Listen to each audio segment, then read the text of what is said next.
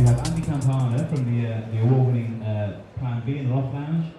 Michael Butt, who's been here, there, everywhere. Soul Shakers are probably the top sort of drinks consultancy in the country. And today should be a really, really interesting talk. So thanks for coming. I'll hand you over to Andy, and I hope you enjoy the show. Thank you. Give it to me, actually. I want it. Oh, I've got one actually over here.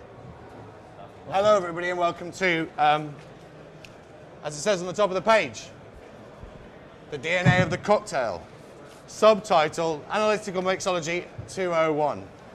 Now, just a little something. Nobody needs to know anything about me, because when I first read this script, you are in for a treat.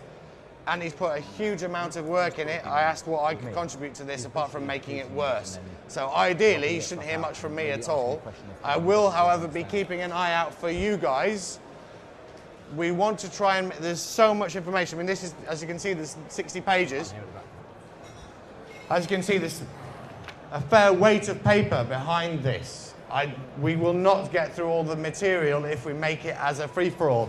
But however, we want to consider your opinions into it. So some of it is, if I will be judging the audience to see if this is a point that needs clarification, and then we can go back to Andy and see what he thinks.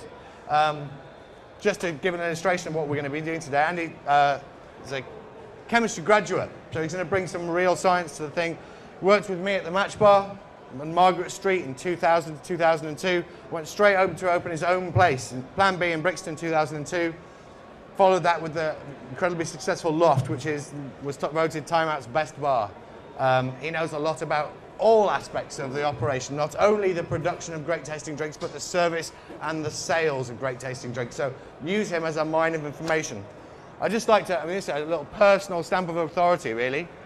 I've worked with many bartenders in hundreds of venues across the last decade. Some average, some good, some bad, some funny, some lazy. But all of these, some stand out. Perhaps for their service, perhaps for their hard work. Andy, however, he stands out as having one of the very best palates of any bartender I have ever worked with. And allied with a creative mindset, has created some of the most impressive modern cocktail originals and award-winning menus. Lots of bartenders are creative, though. But we're here today to learn from someone who has tempered their creative juices with a solid understanding of the physical and organic chemistries that contribute to great drinks. His systematic approach to analysing ingredients and service styles, I believe, is vital in taking mixology forward, defining the framework in which drinks live. The scope of this analysis is huge, far too long for this training session. So today's focus is mostly, but not exclusively, on what happens, or what the layperson, but not you, would just call flavour. So sit back, put on your seatbelts and enjoy. Pass it over to the man. Thank you very much, Michael. Good afternoon, everyone. It's good afternoon. Thank you very much for coming and listening to my little words of wisdom. I hope they're wise. You can be the judge. Right. One of my favourite ever drinks quotes was from Gary Regan, and it's on the Long Island iced tea. He described it as the best monkey at a typewriter cocktail ever invented. Throwing together 4 different base spirits and a triple sec in equal measures shouldn't work, and it's blind luck that it sort of did. At any rate, it was an incredibly bad way of going about putting a cocktail together. To systematically come up with great cocktail recipes is a complex procedure, and it is not simply a case of does this taste nice with that? Any time we are attempting to create a good drink, we need to apply a series of criteria. When tasting a combination of flavours, we must first decide what kind of drink would suit the flavours we're playing with best, be it long or short, aperitif or digestif. And then we need to consider the intensity of flavour of the drink, how well the drink is balanced. Is there a pleasant complexity to the drink? And how does the character of the drink change with time in the mouth? And is this progression of flavours in the mouth smooth? And we must consider all of these and more in tandem. And when all of this is done, we can step back and ask if the drink has that certain special something. One of the finest cocktail books I've ever read was not written by a bartender. It was written by a lawyer by the name of David Embury. In his book, The Fine Art of Mixing Drinks, what sets the book apart is when discussing a particular cocktail, he does not simply give a recipe like pretty much every other cocktail book written has done. He discusses why we use the ingredients in the proportions we do and why it's sometimes appropriate to change the proportions to suit a particular occasion. This understanding of how and why we mix ingredients the way we do is not discussed and analysed enough, and it is something I'd like to start to address here. As I mentioned briefly, there's various points that, that affect the intensity of flavour of a drink and the factors we have to consider. The first one we look at is intensity of flavour. A good drink must have a reasonable intensity of flavour, but it must not be too intense. Obviously, the level of intensity required is also governed by the type of drink we're trying to create. So a Manhattan and its variants need to be more intensely flavoured than the Collins. There are various factors which influence the intensity of flavour in a drink, and these must all be considered in an overall recipe. Also, before we go further, the definition of flavour is far more complex than one might imagine, and the various components which make up flavour individually, namely taste, aroma, and to a lesser extent with drinks, mouthfeel and texture, all need to be considered. I'm sure everyone knows that there are now considered 5 basic tastes, which are sweet, salt, sour, bitter, and umami. But umami is pretty limited in its context in drinks and cocktails, so we're not going to be touching on that today. However, there are other taste sensations in the mouth that are very important to discuss when talking about cocktails. And the most important of these is piquant, sort of chili heat. But it's not just chili heat, it's the same receptors in the mouth that are responsible for alcohol and chili heat intensifying other flavors. And these receptors are not in fact taste receptors at all, and they're in fact pain receptors. Part of the trigeminal nerve, if you're particularly interested in that sort of thing. And when they're stimulated, what happens is they stimulate the taste receptors around them. Other taste sensations we need to consider are coolness, which is caused by menthol and mint, and it is again affected by the trigeminal nerve, and astringency, so tea, red wine, tannins in general. Now, if we start looking at the factors that influence a drink's intensity, the first one we're all aware of is sweetness. The sweeter a drink is, the more intense all the flavours in the drink will be. This is one of the most simple rules in cocktails. This is going to be the next example, but we'll start giving them out now. That's great. It's all right. It's all right. Just as a little aside, I see loads of people scribbling. You only listen half when you're scribbling. And it's agreed I'll email you the whole thing if you give me your email address at the end. So you have a whole transcript. So don't feel you have to scribble away, because there's 10,000 words here, so you're going to struggle. And also, I'm going to use you to not interrupt the flow. If they come in 2 hands, they're 2 different things. Take a left-hand one and a right-hand one. Keep them separate because they may look the same. And also, if you can wait till I tell you to try it, because it might not be about what I'm talking about right this second. Okay? But apart from that, I reckon we're good to go. So yes, one of the most basic rules in cocktails is that the sweeter a drink, the more intensely flavoured it's going to be. Sweet also helps smooth out the aggressive edges of sour and bitter tastes, such as with spices or citrus peels or citrus juices. However, we cannot just keep adding sugar to a drink, as it will become too sickly and too intense. And there will be an optimum point somewhere between 5 ml and 30 ml, depending on the other flavours or the way the drink is served. So if it's straight up or on the rocks or frozen or short or tall, it affects how much sugar is going to be just right for the drink. A short drink with spirit, sugar and a twist will not need a lot of sugar. For those of you who have made a lot of old fashions, you'll know that if you add just a splash too much gom, you end up having to add a little bit more bourbon to it just to balance everything out.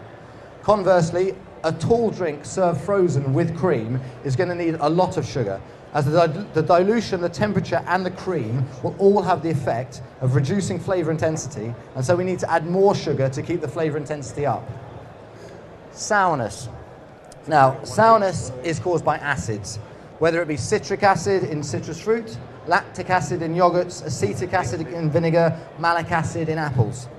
Sourness does not increase the intensity of all flavours, but is selective in the flavours it can bring out. Lighter flavours, such as citrus, fruit, and floral herbaceous ones, tend to be drawn out more. Warmer flavours, such as spices or oak notes, are not intensified in the same way. This doesn't mean that they don't taste nice together. Vanilla and lime taste lovely together, but the presence of the lime doesn't increase the perception of the vanilla. If you were to compare this with rose, elderflower, or strawberry, the lime actually increases the perception of those flavours. To show this, we're going to compare gin on its own with gin with just a splash of lime juice. And very few people, I think, have actually tried gin just with lime, with no sweet.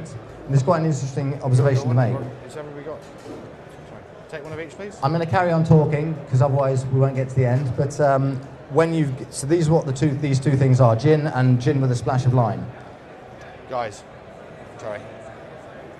The reason we're using lime here as opposed to lemon juice is because lemon juice actually has quite a significant amount of sugar in it. That is why lime is more sour than lemon. It's not because there's more acid in the lemon, it's because of the sugar in the lemon which tempers the acidity. So we're using the lime so we get a more pure interaction of the gin flavours with the lime, with the acid. So to balance the flavours in the gin, the balance in the flavour of the gin for me now seems very different as the citrus and coriander seed are drawn out more by the juice. The whole flavour experience is altogether more interesting and exciting. If one were to do this with vodka and lime, it would taste like vodka and lime. So we can see here that we're witnessing something that's more than the sum of its parts. The lime juice is having an effect on the botanical flavours to increase those perceptions. Some more of the gin. The most important effect of sour ingredients is their appetizing effect that they have on a drink, lifting other flavours and giving the drink a more refreshing quality. However, sour ingredients must be balanced with sweetness because in the absence of sugars, sour ingredients are too sharp and aggressive and they need sugars to calm and smooth them. Dry ingredients, such as dry wines or ciders or some beers, are also technically sour ingredients. And this is why they're so often used in aperitif-style cocktails, as their sourness imbues a cocktail with a refreshing edge. However, they pretty much can be considered as a separate category, as they do not need to be balanced with sweetness. I'm going to touch on dry in a bit as well. What do people think of that? Interesting? I think we can carry on underneath this. That's the relatively simple stuff. We're going to get to the more juicy bits. Barrel age of the base spirit.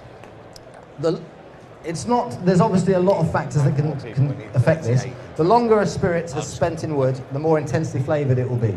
This effect is obviously also governed by where in the world the aging has taken place, as spirits age much faster in hot climates, due to the heat expansion of the wood grain, the age of the barrel, what's been in the barrel before, where in the warehouse it is, all these sorts of things we all know affect the rate that it affects it. But if all things being equal, if you took one place in a bourbon warehouse in Kentucky, it's all been in new oak, it's all got roughly the same thing. The longer you leave it, the more intensely the flavoured the spirit will be. And this is important when we consider the age of what we're going to use in the cocktails we're going to use. And for simplicity of discussion, we will talk about American whiskies as they have all been in new oak and never been in any other barrels apart from new oak. So if we were to consider a sweet Manhattan with rye whiskey, there aren't that many rye whiskies to choose from, and most of them are about 6 years old or younger, namely Wild Turkey Rye, Pikesville, Rittenhouse. Other older examples would be the Van Winkle 13-year-old or the Sazerac 18-year-old, and then various exceptionally old cask strength bottlings. Now, Manhattans are an intense experience to begin with, due to all the ingredients being alcoholic, the base spirit having extra intensity due to the barrel age, and also the fact that American whiskey manufacturers tend to bottle their products at ABVs of 45% or higher, which again increases the intensity of the flavour. If we're not careful to temper this extra intensity, the cocktails can be far too intense for most palates. And for me, in the case of Manhattans, the Van Winkle rye is the tipping point. It gives a lovely, rich, oily Manhattan, but anything older than that is far too intense to drink, and it just completely spoils and detracts from the drink. As I just briefly said, alcoholic strength. Here we are, yes. Increased ABV. This is one of the more interesting ones. The stronger a drink is, the more intense many of the flavours will be, but this is not as simple a rule as with sugar. So the more alcohol in a drink, the more that pain receptors in the mouth are stimulated, and this in turn stimulates other taste receptors, but ABV also affects the aromas we can detect.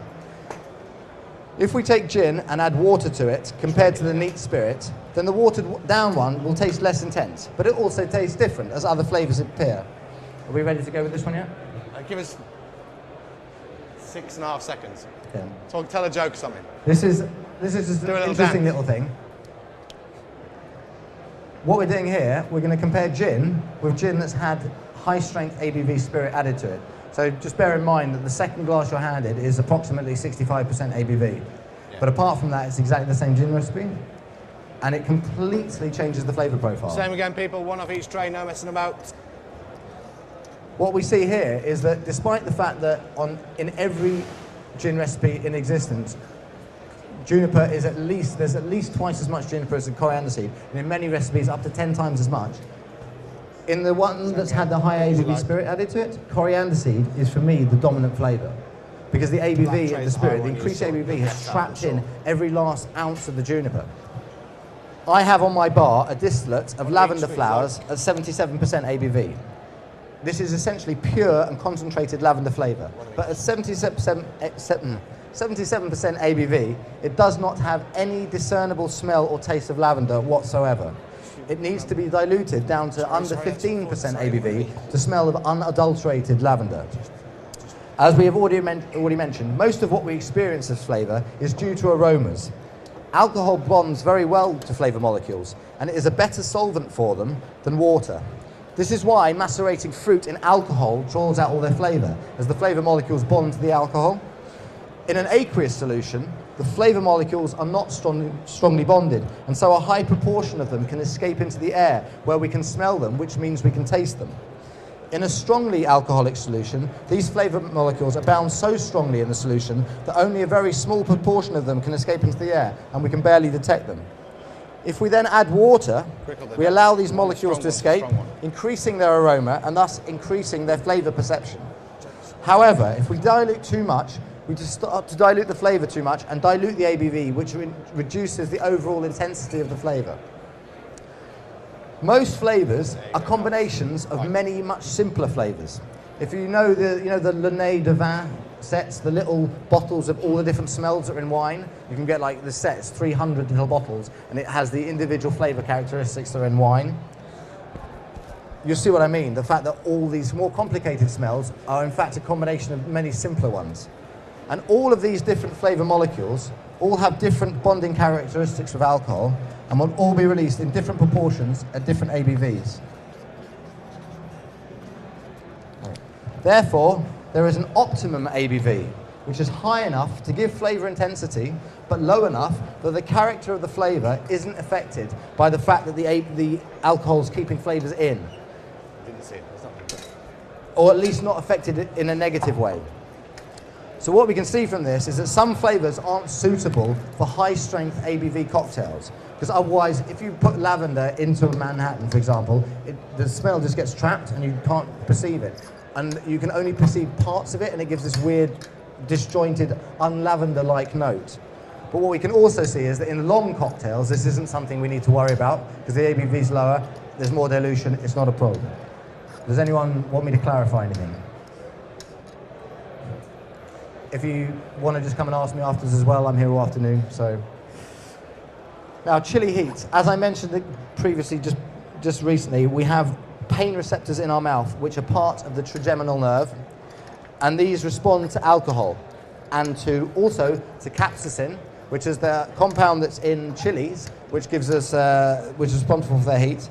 Also to isothiocyanates, which are in horseradish and mustard, and gingerols in ginger. These all affect our pain receptors in the same way. And as I said before, when we stimulate these pain receptors, it has a side effect that it stimulates the taste receptors which are near them, so that you experience increased perception of flavour. The burn effect of alcohol and capsaicin, the chili heat component, are many orders of magnitude apart. So we have to be very careful with how much chili we use in the drink. However, not only does chili increase flavour intensities, the heat sensation is very much like a secondary aroma, like a floral note or a herbal note or an aromatic note. And this gives the drink an extra layer of complexity. Also, chili in small quantities has a mouth-watering and appetizing effect, similar to that of sour, like citrus juice. Used carefully, it can turn a boring drink into one that you want to drink several of. We're going to have an example coming out in a second. I can start talking about this. To give an excellent example is a drink called the Fuego Manzana, which was made by Danny Smith. Now, Danny has made this drink with rum, and he's made it with tequila. He made it with rum a long time ago when he was at Che with possibly the best bar team England's ever seen. Alex Camerling, Glenn Hooper, Mark Pratt, who went on to Maze. Crazily The jokes good. would suck. What? Nothing. Well, rivaled by the Match Bar West 1 team, but no. But the one we're trying with is with the tequila version that he came up with for the opening of Green and Red. The other ingredients are lime juice, apple liqueur, fresh apple juice, and red chili. Now, have you all got your drinks? The first one to try is the one without any chili, and it's quite a dull drink. I say dull, it's perfectly pleasant, but it's not going to win any awards or make you think, wow, I need to know that recipe. But you add that little bit of chili and the drink is completely transformed. And I don't think I've ever drunk just one on its own. If you want to add more chili to a drink and make the drink hotter, you have to be careful about your choice of spirits. There's a drink which I think is one of the greatest shooters ever made, and it's called the Bone. And it was created by Dave Wondrich, the American drinks writer. I have heard one person tell me that he invented the drink as a joke, but doesn't take away from the fact it's a brilliant drink, although it does polarize opinion every bit as strongly as Marmite. It's a simple concoction of rye whiskey, lime juice, gum, and Tabasco. And as much as when I first heard that combination, I thought that sounded horrible, it works incredibly well, because the oily spiciness of the rye cuddles the heat from the Tabasco. And it's a similar feeling to when if you drink cask strength Islay whiskies compared to one at 40%. If you had Lefroy 10-year-old at 40%, it's really hot. But if you have the 10-year-old at 57%, that oily mouthfeel from the higher ABV spirit sort of seems to cuddle the heat, the peatiness and the burn. It just works perfectly well. Now, there's an interesting little aside. Isothiocyanates are the heat compound that are in horseradish and mustard. They're very volatile. They can evaporate easily, and this is why when we eat or drink them, they immediately evaporate and go straight up our noses, which is why we experience a burning sensation in our noses as well. This volatility also means, though, that the heat sensation doesn't stay with us for very long, because the compound responsible for it can boil away from our noses. Capsaicin in chili, however, is A, not volatile, and B, not water-soluble, so it stays in our mouth for much longer. The reason that milk helps to take it away is because it is fat-soluble. So drinking full-fat milk will help take the taste away, but don't try using skimmed milk, as it will be no more use to you than drinking water. The burn will stay there in your mouth. Temperature. The colder a drink is, the weaker all the flavours will be, and it will make the drink taste less sweet. This is because cold renders taste receptors in the mouth inactive. You've all seen, I'm sure at school, you know, the map of the tongue where you detect sweet at the front and sour at the sides and bitter at the back. Now, it's not strictly speaking true, but there is definitely evidence to suggest that you detect sweetness more at the front and sourness more at the sides and bitterness more at the back. But you can taste all the taste on all parts of your tongue. However, the fact that there is this sort of effect that you can taste it more on certain parts of the tongue affects the way temperature affects their individual perceptions. If we drink a cold drink, it warms as it moves back in our mouths. So as we detect sweetness more at the front of our tongues, so cold decreases sweetness more because it's colder at the front of our mouths when it's at the front of our tongues. And it decreases the effect on sourness less and on bitterness even less. This is why a frozen drink needs strong flavours or more sugar to have a reasonable intensity of flavour. With daiquiris, I always add an extra 2.5 ml of gom if it's on the rocks, or 10 ml of gom if it's frozen.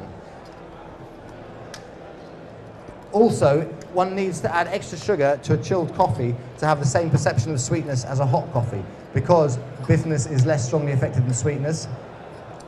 As coffee already requires quite a lot of sugar to balance the bitterness of coffee, this means, in practice, a lot of sugar. Hence the astronomical calorific value of Starbucks Frappuccinos. This applies more to cocktails than to liqueurs drunk on their own on the rocks. In cocktails, the overall sugar concentration is not that high, certainly well under 100 grams of sugar per litre. With liqueurs, which mostly have sugar concentrations in excess of 200 grams of sugar per litre, the extra sugar has the effect that at low temperatures they taste more viscous, and this viscosity can in itself increase the perception of sweetness. Conversely, with hot drinks, all flavours are amplified in hot drinks, but also hot drinks, as they move back in our mouths, effectively cool down, so that heat increases sweetness more than sourness, and in turn more than bitterness. As the drink, To give some examples, if we were to heat up a gin sour that didn't have any egg white, by steaming it or microwaving it, it would become progressively less tart. for exactly the same proportions of sweet and sour. We need to steam it or microwave it because we don't want to be adding hot water because dilution affects sweet and sour perception as well. And we need to just keep the dilution levels the same to be able to compare it. Also, if we were to take 3 glasses of Campari, 1 from the freezer, 1 at room temperature, and 1 served hot with no dilution, the hot Campari tastes much more sweet and less bitter than the Campari at room temperature, which seems counterintuitive. A lot of people would think that hot Campari would taste incredibly bitter. Certainly from my point of view, that was an experiment I did when reading it, and I thought it was really easy and very illustrative of how much the changes occur, which is, so yeah, as he says, slightly surprising. But likewise, this doesn't necessarily translate into the cold Campari taste, because if you taste cold Campari, because it has quite a lot of sugar in it, when you cool it, it becomes more viscous, and the perception of sweetness increases to an extent because of this viscosity in the mouth. Now, the last one, I don't know how many people know this. Did you know that the colour a drink is affects your perception of how sweet it is? And this is just purely an evolutionary thing that we know that red things taste sweeter than green things because green things are unripe. But if you were to take 3 DOMs of exactly the same Brix value and colour 1 red and 1 green, the red one tastes much sweeter than the green. And as I've said here, we won't even bother to lower ourselves to discussing blue drinks. Colour also affects our perception of aroma as well, which is even more interesting. A team of scientists hired a panel of professional wine tasters and then asked them to judge a series of red wines. And by red wines, I mean white wines that had red food colouring in them. And lo and behold, this room of professional wine tasters all described the wines as blackcurranty and plummy and all the words you'd associate with red wines. Now, possibly this is because a room full of wine tasters didn't want to sit there and think they'd sound like an idiot by saying that the Sauvignon Blanc that was coloured red tasted like cat's pee on a gooseberry bush. But unless people are unaware of the trick, we can't judge their perceptions. But there is clearly a cognitive effect. Now we're going to move on to the first of the key things with drinks, balance of taste. All drinks need to be balanced, not just in terms of the flavours within them, which in general are governed by aromas, but in terms of the balance of their taste. And by taste, I strictly mean sweet, sour, sweet, bitter, as opposed to flavour, which is taste and aroma, and everything else.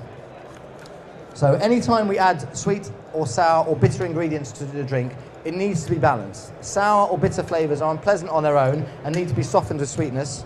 A margarita is deliciously sour, but if there was no sugar in it, it would be horribly tart. Take the sugar out of an old-fashioned and it will be too alcoholic and bitter. Conversely, sweet ingredients can taste too simplistic and cloying on their own and need to be lifted with sour or dry, which makes a drink refreshing or need to be given complexity and sophistication with the addition of bitter notes. So a margarita with no lime would be cloying and not refreshing in the slightest, or an old-fashioned with no orange twist or bitters would just be sweet cold bourbon and would have no structure to it whatsoever. It appalls me when I see competition-winning drinks recipes from mainly overseas IBA competitions in which 3 different sweet ingredients are mixed together with a base spirit with no sour or bitter or dry ingredients for balance. This, thank God, it doesn't seem to be occurring as much these days, as London hopefully is sort of dragging, well, Great Britain is dragging the rest of the world up slowly with the idea that, there's a little bit more to cocktails than just sweet blue rubbish that you see. And I remember you'd read industry magazines 5-6 years ago and see foreign competition-winning drinks, and they were like this, just dreadful. Anyway, the balance of taste within a drink is the reason that so many drinks recipes end up looking remarkably similar in terms of the quantity of the ingredients, namely 50 ml of a base spirit with matching numbers of sweet or sour. If you look through a cocktail ingredients recipe book, a lot of the recipes, in terms of the numbers that you see, they all look remarkably similar, and it's the balance of taste that makes them end up looking similar. Started, I reckon. Now, dry. This is possibly the bit I enjoyed writing most in here, because I looked long and hard, and there is no definition of the word dry in terms of for cocktail use. People have sort of come up with things in terms of for wine descriptions, but they're mainly actually technical definitions. There's not like a wordy definition. I've tried to consider what we mean by a dry ingredient when we're talking about cocktails, and it's not the easiest thing to do. For the purposes of cocktail making, I've tried my attempt at a definition. which I welcome people's opinions on after the talk. My definition of dry is a fresh, mildly acidic, fermented taste in the absence of perceptible sugar. Thank you, Michael. Now, in practice, what this means is wine-based ingredients, be they dry sherries or vermouths or champagnes, but you can also include dry ciders and beers. Good dry flavours are pleasant on their own and are balanced and can have plenty of complexity, albeit in a relatively subtle way. Their acidity does not need to be softened by or made more complex by other ingredients. They have a residual freshness of fruit flavour, which is much harder to attain with distilled products, as at 78 degrees Celsius, most delicate fruit flavours have been denatured. In fact, this is the reason why many quality white wine manufacturers have coils of water going through their fermentation tanks where they pump cool water through to keep the fermentation temperature down so that the freshness of these delicate fruit flavours is maintained. Now, given this delicacy and freshness, calling dry ingredients sour seems a disservice. Also, the mild acidity helps draw out citrus and herbaceous notes from the spirit in exactly the same way as lime juice does with gins. This acidity is the reason why so many of the great aperitif cocktails have dry flavours in them. Sour has an appetizing effect and sugar a satisfying effect. This means we want an aperitif to have sour ingredients and we want to minimize the amount of sugar. Citrus juices need to be balanced with sweetness, which detracts from the appetizing nature, but dry ingredients do not need balancing with sugar, and the delicate sour complexity in combination with a base spirit makes for a drink that makes the mouth water in anticipation. That said, we can use very dry ingredients as a balance for sweet ingredients. If one was to take a Russian spring punch and make it with soda instead of champagne, it would be far too sweet. The champagne tempers the sweetness and adds its appetizing freshness to boot, just as in the Kir Royale. A caramel Manhattan is an exchange-rate drink that uses dry sherry to tame Cartron caramel in a rye whiskey Manhattan. Any cocktail with beer in it would also have the same effect, although in this case we have to consider that beer is dry and bitter, both of which can be used to reduce sweetness. Now, we're going to start looking at some of these points in conjunction with one another. So we have to consider balance of taste and flavour intensity at the same time. So we're going to compare some classic short drinks. This isn't the comparison, but let's just compare a gimlet and an old-fashioned. Just hold Now, this for a second. gin is a far less intensely flavoured spirit than bourbon. Gin is effectively only a flavoured vodka, albeit a wonderfully sophisticated one, and it only has about 20 grams of juniper per litre of neutral spirit. Whereas bourbon, for a good old-fashioned, is going to be somewhere between 6 and 9 years old, and in the heat of Kentucky, with a spirit in new oak, this equates to a lot of wood flavour to go with the sweet flavours of the corn and the oily spice of the rye, assuming we're not using a wheat bourbon. But when we make an old-fashioned, as mentioned, we'd never want to add more than 10 mils of gom. And this is a drink that's A, served on the rocks, which again means that you need less sugar, and B, you've added bitters as well, which again reduces the sugar levels. The gimlet, on the other hand, uses 25 ml of a sweet ingredient. So we can see that for a more intensely flavoured spirit, cannot handle the same level of sweetness as a lighter spirit because it becomes too intense. Now let's consider intensity when balancing strength of spirit flavour intensity with sweet and sour ingredients. Like for homemade lemonade with no alcohol, we would use something like 30 ml of gom and lemon juice in a tall glass with ice and soda. If you were to compare this with the Tom Collins, where the alcohol intensifies the flavour, then both the lemon juice and the gom levels must drop. Otherwise, if we kept them the same, the overall drink would become too intense. Now, again, if we consider a gin sour, so we reduce the soda, the lack of dilution means that we need to have a drop in the gom levels again, or else the drink will be too intense, despite the calming effect of the egg white. When we consider adding the diluting effect of a mixer, we need to reconsider the quantities of sweet and sour ingredients. If we take a balanced short drink and add a mixer, be it a carbonated soft drink or a fruit juice, we need to understand the effect dilution has on sweet and sour. Are those out? Yeah. Right, so in front of you, you should have gom diluted 5 parts to 1 with water and lime juice diluted 5 parts to 1 with water. I find from these you can see that the dilution affects sweetness much more than it affects the sourness. And the reason for this is Therefore, to maintain intensity of flavour, when we are diluting, we do not need to adjust the sour component as much as we need to adjust the sweet component.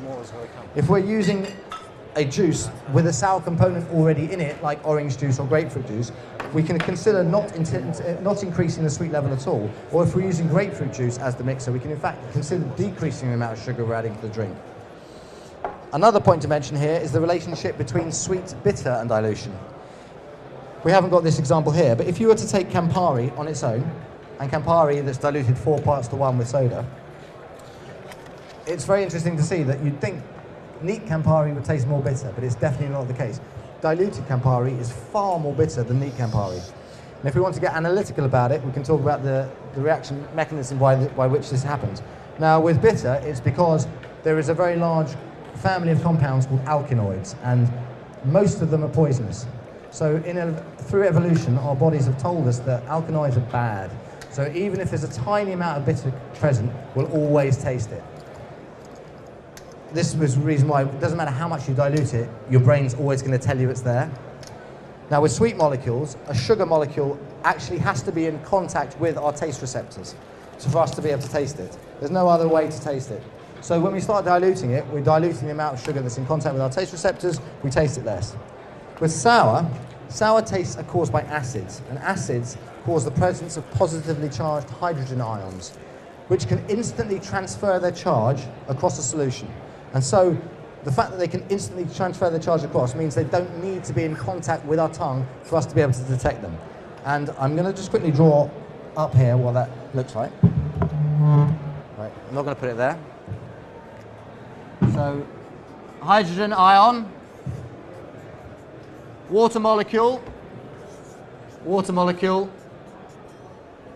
Now, for positive charge to go that way, what happens is, effectively, is electrons go that way because they're negatively charged. So what happens is, there's more electrons here as part of the oxygen's outer shell. They go there, these electrons go there, those go there, those go there. So this becomes H+, and you've got a bond here and a bond there. So that H+ has moved instantaneously at the speed of electricity to there. So, but a simpler analogy for you is a Newton's cradle. You know the little steel balls on the end of a wire, and they're all next to each other, and you pull one out and it hits them and the end one flies off? Does everyone know that? It's exactly the same. And that's the reason why sour, when you dilute sour, it doesn't have that strong an effect on it, whereas you dilute sweet, it does. But these are things, that as much as you don't necessarily need to know how it works, it helps you understand why we change things the way we do. Now, if we turn our attention to how temperature can affect both intensity and balance, in a hot drink, we'd need to reduce sugar levels so as not to increase the overall intensity of flavour. But we don't reduce sugar levels in an Irish coffee. And why is this? The higher temperature does increase the perceived sweetness of the drink, but at the same time, the cream decreases it, so that the overall flavour intensity is maintained. And being a drinks nerd, I find it even more interesting with the hot toddy is we don't decrease the level of sugar. And this is because the sweet ingredient in a hot toddy is honey. Now then, flavour intensity curves for fructose, sucrose and glucose. Fructose has a very fast sugar hit and is more intensely sweet than sucrose. Sucrose comes after fructose, but is less intensely sweet. And glucose is less sweet than either of them, and it takes even longer to get that effect. Now, honey is mainly fructose and glucose. And here's the weird bit. When you increase the temperature, this peak goes down. There's not a scientific reason, it's just the way our tongues the way we taste fructose and sucrose when the temperature goes up. Sucrose doesn't seem to get affected that much, whereas this goes down. So overall, because honey is fructose and glucose together, this peak, which would be the two of them combined, comes under the sucrose. So increasing the temperature actually makes the drink less intensely flavoured, although there's an overall increase. Because you get this corresponding decrease, the overall flavour stays as intense, so you don't need to decrease the amount of sugar. Calorific value? Again, you're not increasing the overall amount you're putting in, so the calorific value isn't changed. Did you get that? As I said, please come up to me afterwards if you didn't. Now, one last little mini category is fat in a drink. Believe it or not, fat actually affects the way we perceive taste, especially if fat's miscible in a water-alcohol mixture, because obviously there are some fats that don't mix with water or alcohol. But so if we include cream or butter, which we do sometimes use in cocktails, one might be able to argue this is its own balanced, an own form of taste, as a team of Australian scientists have suggested that fat is indeed a taste, and that we have taste receptors in our mouths that can detect fat. However, as the main effect of fat in a drink is actually to diminish other tastes, we will regard this as a separate mini category. Right? As we all know, cream cocktails aren't necessarily the trendiest or most well-regarded cocktails in the cocktail fraternity, but there's definitely a place for them. I think we all, secretly like one every now and again. If lime juice has an appetizing effect, then cream and butter have the most prominent satisfying effect, even more than sugar. They imbue a drink with a moreish quality, but we rarely want to drink more of one of them because of this.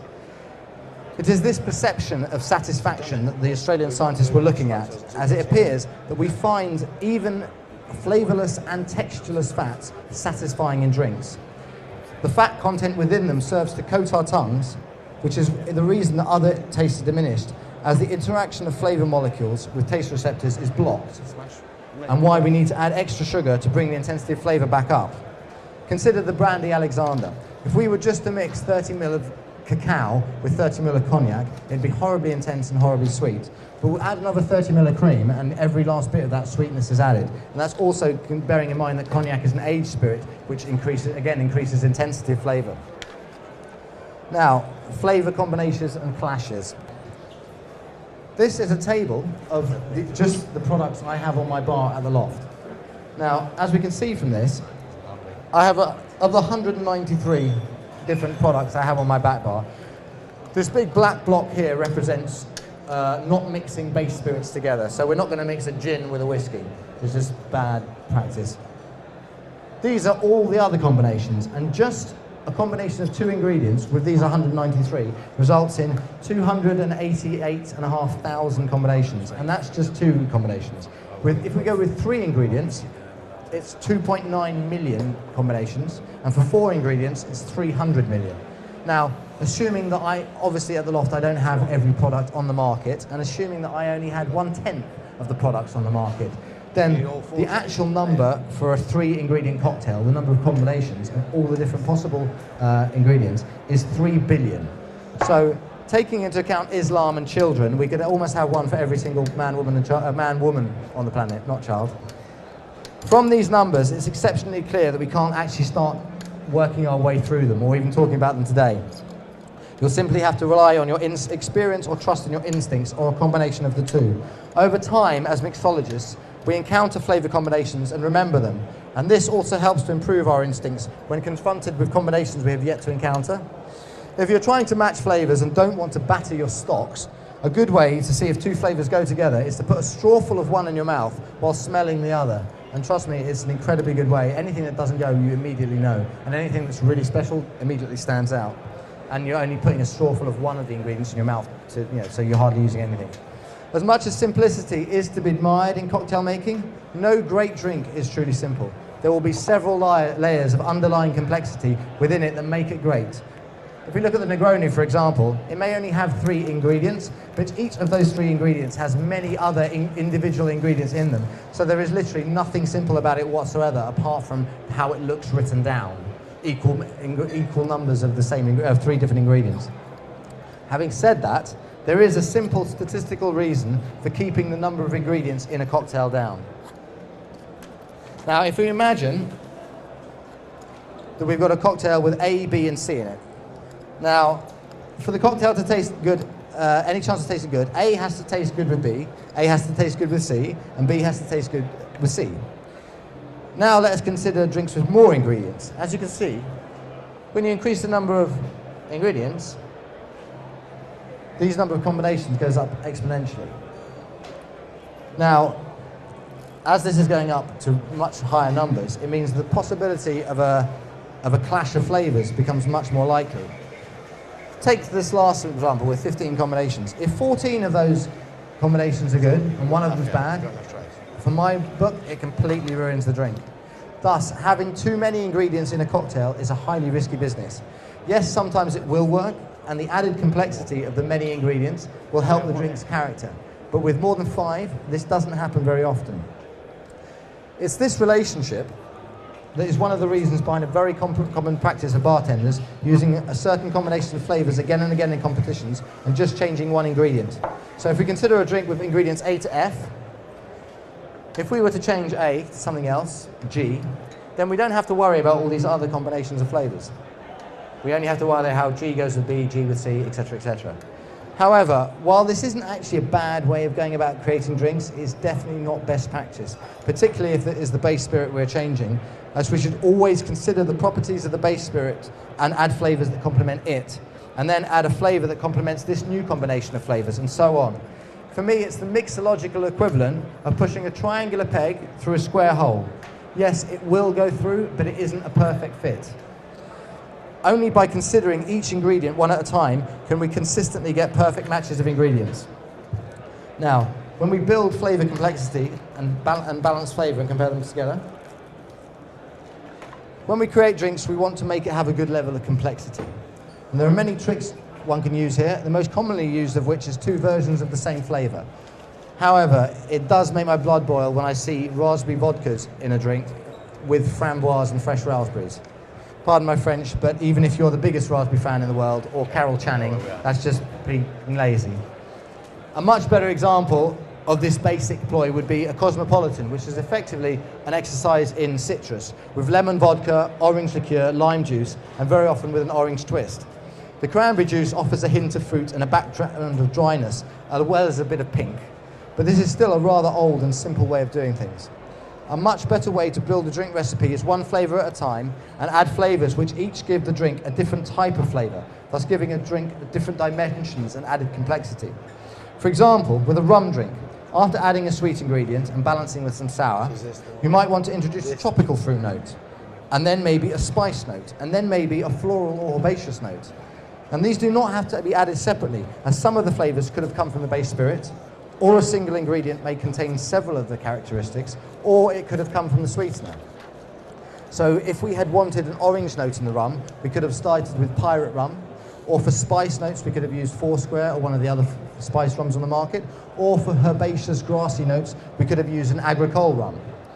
This is an important skill, as we have to consider all of the ingredients at the same time when selecting the ingredients. Unless, of course, you're restricted by a sponsored cocktail competition, and then you have to select ingredients that match the characteristics of the sponsor's brand. So let us take Appleton rum as an example. Often in branded competitions, you're free to use whichever of the sponsored bottlings you'd like. So here we could look at the Appleton range, Appleton White, Appleton VX Reserve and 12-year-old. So if we compare opposite ends of the range, if you wanted a rum to go with tropical fruits like mango and pineapple, we might be better off with the Appleton White than with the Appleton 12. And likewise, nut liqueurs or coffee would go better with the Appleton 12 than they would with the Appleton White. This making use of the characteristics of the base spirit enables us to keep the number of ingredients down, and it is a more elegant way of going about doing things. Flavors need time to integrate together in a spirit. Most white spirits spend a month or more in steel for this reason, and blends of aged spirits can spend years in a barrel after the blend has been made. Therefore, these flavors are much better integrated with the spirit than anything we can add and immediately serve, and it is essential that you try and pick out as many of the flavors in the spirit as you can. It is for this reason that Tony Colignaro ages certain cocktails in glass, and why we age various ones in steel at the loft, so as to allow all the flavors to marry together perfectly. It is an excellent technique for almost any high ABV cocktail with no juices in. Juices could oxidize and spoil the drink, and the ABV needs to be relatively high so as not to lose some of the character of the base spirit. While we don't have time to look at individual flavor combinations, many flavors have similarities in their characters, and there are some interesting points to raise about these flavor families. When we build flavors, it is important to try and understand the character of some flavors and that they are not all going to get along. We can subdivide flavors into flavor categories, such as cask flavors, fruity, spicy, herbal, and floral, and then we can subdivide further. I'll not be discussing fruit flavors here. Fruit flavors or combinations of fruit flavors merely create the canvas background for our cocktail. We need to add more if we want a cocktail to be exceptional. For example, yes, apple and pear taste lovely together, but we need to add more to make it taste exciting. Vanilla or cinnamon can be used to make it taste more comforting. Cardamom or star anise can make it taste more exotic. Elderflower can make it taste more summery. Lemongrass can make it taste more refreshing. Well, if we don't start with apple and pear, let's start with apple and raspberry. The raspberry is a better starting point as the acidity helps to make the drink taste a bit more zingy, a bit more refreshing. But if we add a hint of ginger to that, the interest value goes through the roof. And it's these nuances offered by herbs and spices that I think are an essential part of the 21st century mixologist arsenal. If we start looking at the character family of spices, now these have been analysed by various people before me. There's some things, thoughts I think my own. List them. So, if people can't see these, sorry. Hot spice, so we've got chili, mustard, horseradish, pepper. Sweet spice, things like allspice, cassia, cinnamon, vanilla. The pungent spices, that kind of makes sense when you hear that it's cardamom and clove atop of that list. Amalgamating spice, I'm going to go into a bit more depth. That's coriander seed and fennel seed. And then tangy spice is a bit more limited, that's tamarind. With spices, we've touched on the appetizing and flavor-enhancing effects of hot spices. Now, sweet spices tend to have a smoothing and warming effect on flavors, much like sugar. And this similarity of character means that they go very well with sugar. And it's often why they're used in sweet dishes, hence the name sweet spices. This smoothing character means they tend to go with more flavors, and they're easier to mix with. But using them also means that the character of the resulting drink will be smoothed and warmed. And if we were trying to produce a light, citrusy, zingy cocktail, then this would be counterproductive. Pungent spices do not smooth at all. Your cardamoms, your cloves, your cumins. And they act as a very distinct accent to a flavor profile. They are strong and need to be used with caution. They can be tamed with sweetness, but will dominate if we just add a fraction too much. Also, the fact that they're so distinct means that they can be harder to mix with and can be a little argumentative. But being so distinct, they act as accents to the character of a resulting cocktail and do not change the overall character as strongly as with sweet spices. Juniper is on this list, but what you have to bear in mind here is juniper in gin is a distillate, which makes it a much cleaner, fresher taste, and also that there is very little juniper actually in gin. If you were to make a maceration of juniper berries in alcohol and use that neat in cocktails, it's a very, very strong flavour. Now, amalgamating spices I'm going to touch on, they have some very interesting properties. Now, why does the complexity of gin not seem to hold it back at all in terms of its mixability? For me, gin is probably the best of the base spirits to mix with, and it's certainly much better to mix with than Genever, which again is alcohol and juniper. My feeling is because of, not because of the juniper, but because of the coriander seed that is in gin, and these days not in Genever. Now, coriander seed has an amazing ability to bring flavours together seamlessly. I think it's possibly the most important of the gin botanicals for this reason, and the only gin producer I have shared this thought with agreed. I have tried to find analysis of why this is, but couldn't. My instincts tell me is that it is because coriander has hints of lots of different flavour characteristics within itself. It has spiciness, citrus, floral, woody notes all present there, and this is what helps it blend with other flavours, but also what helps it blend, mix flavours together and draw them together. And it isn't the only spice that has this characteristic. Have we got are the Mulata daisies out? Yes, they're all out. Right. Now, Aggo Peroni's drink, the Mulata Daisy, it won the Bacardi Legacy competition. Now, if you taste cacao, lime, and Bacardi rum on its own, I find that it tastes very disjointed. There's a weird, you get sweetness at the beginning, and then the dryness of the chocolate and the sharpness from the lime. None of it seems to sit very well together. But if you then taste it with the fennel seed, everything seems to be drawn together, and it's a much better drink. And in the final version of the drink, there is also some Galliano, which has the vanilla then softens everything else as well. I've left the Galliano out to give you the pure interaction of the fennel seed with the other flavours. In general, the more strident a flavour is, or the more abrupt its character, the less easy it is to mix with. And I use the word abrupt as strong flavors can be very smoothing and unaggressive, like vanilla and cinnamon. But cardamom and clove would be examples here, and we can still make delicious drinks with them, but we need to think about it a bit more. With the sweet spices, such as vanilla and allspice, they go with a huge range of ingredients. It is also common and good practice to try and calm one of the pungent spices with one of the sweet spices. So cinnamon and cardamom or cinnamon and clove, they work very well together. The sweet spice helps calm and tame the pungent spice. Now, herbal flavor families. This is something I've sort of made up myself. I tried to apply the idea of the spice families to herbal families. And I think there are definitely characteristics that can be applied across the different types of herbs. So here we've got cool. Mint is on its own. It's the only one that has menthol. We touched on that earlier. Wood. Now, woody herbs, rosemary, thyme, and bay. I'll go into the green herbs is a category I kind of made up to have, because these kind of have similar properties when we're dealing with them in cocktails. Coriander, basil leaf, dill, floral, rose, chamomile, elderflower, lavender. I'm sure all of you can see that there are similarities here. Bulby, because I have seen some cocktails with chive and garlic. I haven't actually seen one with onion, I don't think. I've had onion vodka before, just as a shot. Right.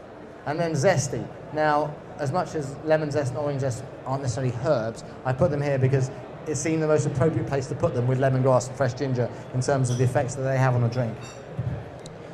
Now, mint stands out on its own as one of the most useful herbal flavors in cocktails, with the possible exception of the zesty family. The main reason for this is the cooling effect of the menthol. Now, I did touch on some of this before. In the same way that chili, alcohol, and horseradish trigger pain receptors, so we experience heat, mint contains menthol, which triggers cold receptors, and this cooling effect makes drinks taste more refreshing, and it diminishes the burn effect of the alcohol. So menthol is volatile, like isothiocyanates, and horseradish, and it means that we also experience this cooling effect in our noses as well. Now, interestingly, in the concentrations of menthol that you get naturally in fresh mint, you don't tend to pick this up so much. But if you were to crank up that menthol content, so if you were to chew on a piece of Airwaves chewing gum, then you know what I mean. You get that minty freshness in your nose. When you breathe in, after you've got that, you feel your mouth just feels really cold. It's an exaggerated effect of this. The wood family. For me, we have to be careful when we're using herbs from the wood family. And rosemary and thyme are delicious when cooked with, but when combined with alcohol, some of their woody character is dissolved, and this can taste both bitter and astringent. Thyme is a little more forgiving, but with rosemary, I would recommend only trying it to use it in low ABV cocktails. Right, we can draw an analogy here between green herbs and the pungent spices, in that we have to be a little bit careful in how we use them. Coriander, leaf, and basil both have very distinct flavors that need to be treated with care. They're less domineering than the pungent spices, but can easily become too prominent, if not as overwhelming as when we use pungent spices. And they do not mix as well as with the cool floral or zesty herbs. Now, floral flavors are a good example of how soft flavors tend to mix well. They can almost be compared a little bit with the sweet spices. Rosemary and chamomile mix well with a large range of ingredients, and elderflower as well would, although with elderflower, the fact that there's always citric acid present kind of makes it a little bit more, a little bit harder to use the softness of them as much. This softness of character can be used to calm strong flavors in a similar yet distinct way to sweet spices. So if sweet spices give a drink a soothing base note, then floral flavors give a drink a soothing top note. Try rose with cardamom, or chamomile with overproof navy rum, or high ABV bourbon, and you'll see what I mean. The Bulby family. Don't go near the Bulby family. Alcohol is not their friend. For me, I've yet to taste a drink that tastes... It's a big no-no. The zesty family of herbs, for me, they're my favourites. I've included citrus zest here. Putting the pressure on me. And they belong here by virtue of their character. The appetizing effect of sour ingredients is predominantly a mouth-based phenomenon, and zesty herbs are all about aroma. But there is a strong similarity in their ability to lift a drink, and it makes it taste more interesting and appetizing. Now, with sour ingredients, the sour helps lift light and refreshing flavors, but with these, we're just effectively adding more of the light and refreshing. And overall, it has a very similar effect. Now, flavor profile over time and time intensity curves. I'm going to have to crack on here. Now, flavor is not a static phenomenon. It changes with time in our mouths. And this is due to the fact that the flavors we experience are caused by different flavor molecules, all of which have different individual chemistries, and they all interact with our taste and smell receptors in their own way and in their own time. Now, flavorists have spent a lot of time and energy trying to analyze these effects, and they've represented them by the use of time intensity curves. If we imagine a curve with time on the x-axis, that's time, and that's intensity. Then we can imagine that for any flavor, the intensity will increase to a peak and then come down again to nothing eventually. Now, the lighter a flavor, the quicker it builds to a peak of intensity and the quicker it fades away again afterwards. For distilled unaged spirits, which are made entirely of relatively light flavors, as they all have boiling points lower than that of water, this means that the peak intensity of flavor occurs quickly. This is because the longer a spirit is aged in wood, the longer the spirit takes to reach full intensity of flavor in the mouth. And this is because flavors such as wood vanillins are large, relatively heavy molecules, and they're slower to diffuse into taste receptors or take longer to warm to temperatures where their smell is apparent. Also, the more intense any flavor is, the longer it takes for the intensity to reach its peak, which is kind of weird. If you imagine that if you take 50 ml of lemon juice and compare it to 25 ml of lemon and 25 ml of water, so you compare it to dilute, the more intense lemon juice takes longer for the peak of intensity to flavor to come along. It's a fact, trust me. Now, in older spirits, there are more wood flavor molecules present, and so this has the effect of extending the flavor intensity time. Now, sugars. There's various sugars that we might consider employing in cocktails. You know, sucrose is what we'd use in GOM, but then, you know, honey and agave and various other things are made up of combinations of sugars. Sucrose tends to work best in cocktails with lemon and lime juice. Sorry. As the flavor intensity curve of sucrose and that of lemon and lime juice, they tend to have an almost identical curve. So sucrose goes up and down perfectly in time with lemon and lime juice. Whereas fructose, as we saw earlier, has an earlier peak and glucose has a later peak. Now, an interesting example of how this can affect a drink is the Tommy's Margarita. If you try and make a Tommy's Margarita with one with agave that hasn't been mixed with GOM, it's not as good a drink as a drink where you've mixed the agave with GOM first, let alone any other reasons, just it makes it easier to pour. You know, because obviously if you're trying to spoon the agave out on a bar, it's just messy. And this is not to do with the higher sweetness of the agave, but because the main sugar in agave is fructose. Right. Yeah. So the flavor profile of this drink... sorry, I'm getting a bit lost here.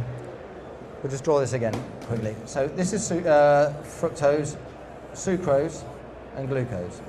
Now, citric acid, which is lemon and lime, pretty much mimics that almost identically. It is that close. Now, agave is a mixture of fructose and glucose. So if you imagine what it looked like, it's 97% fructose, I think, in agave. So it's pretty much all that. And they have a slightly longer finish because of the glucose present in it. If we then compare that with the sour curve, what happens is we get a hit from the sweet and then a hit from the sour. You've got these tastings out, yeah? Yes, they all have it. So if you taste the Tommy's with agave on its own now, can you taste sweet and then it tastes more sour afterwards? And then when you taste the one that has had sucrose added, what happens is, because you've got sucrose in here, it just blends everything together here. You don't get this little double peak.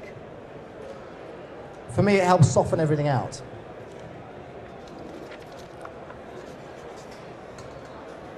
Now, if we were to only use sucrose and no agave, then we don't get that lovely flavor combination of the agave with the tequila. So having both present is another example of the hidden complexity within an otherwise simple great cocktail. This is also a good reason for adding sugar and water to honey when making honey GOM for cocktails, because the addition of the sucrose again makes the blend better with citric juices than pure honey. If you compare honey with Scotch whiskey, for example, the combination of sugars in natural products such as honey and agave affects their sweetness time intensity curves, and this in turn affects the uses we can make of them. If we imagine that honey is almost 50-50 sucrose and glucose, we can imagine that it has something more like this going on. It's got a much longer flavor profile. Because it's got a longer flavour profile, it tends to go better with aged spirits because they have, their flavours go on for longer. This is why agave works lovely with Blanco tequilas because it's nearly all fructose and you get those hits at the beginning like you would with light spirits. But honey goes lovely with Scotch because you get these longer, sweeter flavours that carry on along with the woodier flavours that you get towards, after a little bit longer time. Now, let's consider a very old spirit, where the peak intensity in the mouth doesn't come for quite a long time. An admittedly extreme example would be Esprit de Courvoisier. It's made with eau de vie between 90 and 200 years old, and the peak of intensity of flavour in the mouth comes after 45 seconds, and the finish goes on for 45 minutes. Now, anything we can do with cocktail ingredients to this would merely tinker with the very beginning of its flavour profile and would interrupt and detract from it. And this case can be made from most very old spirits, be they rums, bourbons, whiskies, or cognacs. To use older spirits well in cocktails, we must select ones that have been blended with younger spirits, as this brings forward their flavour intensity peak. So Solera rums work well, as does blended Scotch. Cognacs up to XO work well, but anything above this isn't just a waste, it's wrong. So those bars that use Remy Louis XIII and its ilk in cocktails, they're not just being ostentatious, they're being bad bartenders. I was at a cognac forum for Class magazine years ago, and I sat there and I had to listen to a London bar manager from a very famous hotel as he was describing, actually boasting about having made 4 cocktails with cognacs, the 4 oldest cognacs they had in the hotel for some Russian customer. And these cognacs were 200-year-old pre-phylloxera full blanche eau de vie, like utterly irreplaceable. And this wise ass thinks he can improve them with a bit of fruit and some gum. I was appalled. Anyway, I'd like to demonstrate how blending 3 spirits of different ages in different proportions can lead to a smooth flavour intensity curve, but with an early flavour peak, which makes it easier to use in cocktails. So, sorry. That's why I was running out of space. I forgot about that page. Right. Imagine we've got 3 different ages of spirits. And we're not going to say how old they are, we're just going to say when their peak of flavour comes. So we've got one that's at 4 seconds, one that's at 6 seconds, and one that's at 8 seconds. An important thing to see with these is I'm now going to superimpose them.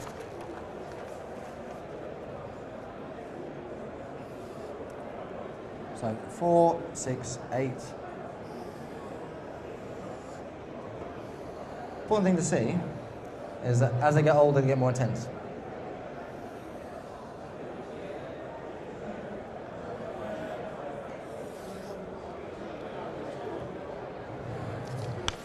Now, if we can imagine that what we're going to do is when we blend these, we've got mainly the 4-year-old here. The 4-year-old is going to be the main component in the blend. Now, this is the 6-year-old. Sorry. And here we've got the 8-year-old. If we only add this much of the 6-year-old, the effect it has is it changes the beginning of the flavour, but it becomes more important towards the end. We do the same here with the 8-year-old. This one's down here. But what you'll find is, over time, the older spirits become more important on the finish. This will eventually sort of overtake that. That'll go underneath there. The interesting thing here is that by adding the older spirit in the correct proportions, we're providing new character at the beginning, but completely changing the finish of the blended spirit. Now, in practice, master blenders will blend lots of eau de vie together in some, posh blends up to 1,000 different eau de vie, and this means the flavour intensity curve will be perfectly smooth. You won't have little, jarring bits. But this means that for a cocktail use, we're better off with blends of spirits of different ages, as it enables us to marry the time intensity curve of sucrose with that of our spirit by bringing this flavour peak earlier with a younger spirit.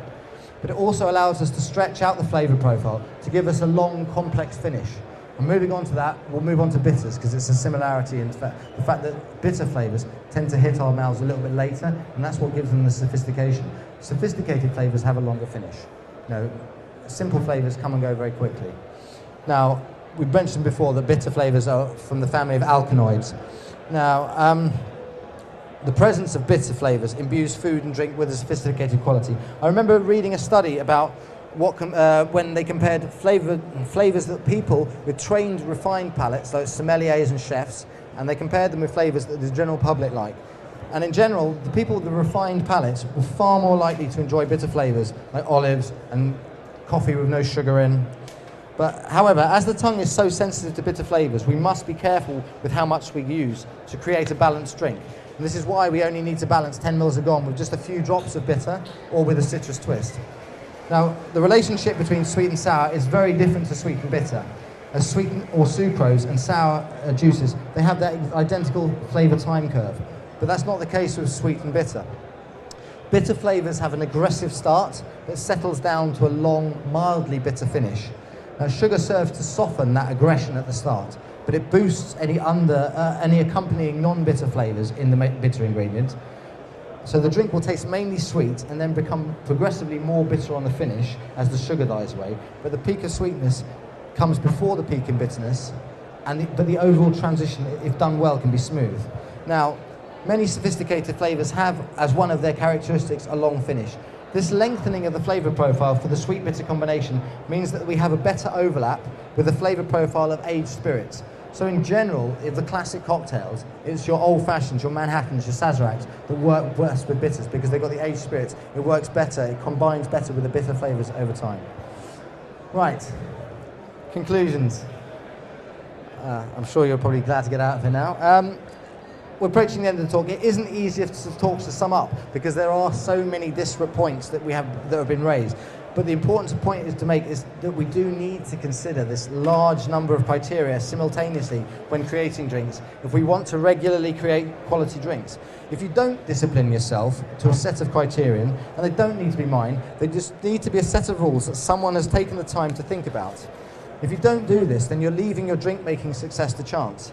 Hopefully, some of these points will have set up a few cogs whirring, and as I said, I'll be around for the rest of the afternoon, so please feel absolutely free to come and to quiz me a bit further. A lot of these points I could have, I spoke for 30 seconds, I could have spoken for 10 minutes. I didn't do that to you. I'm not that mean, but thank you very much.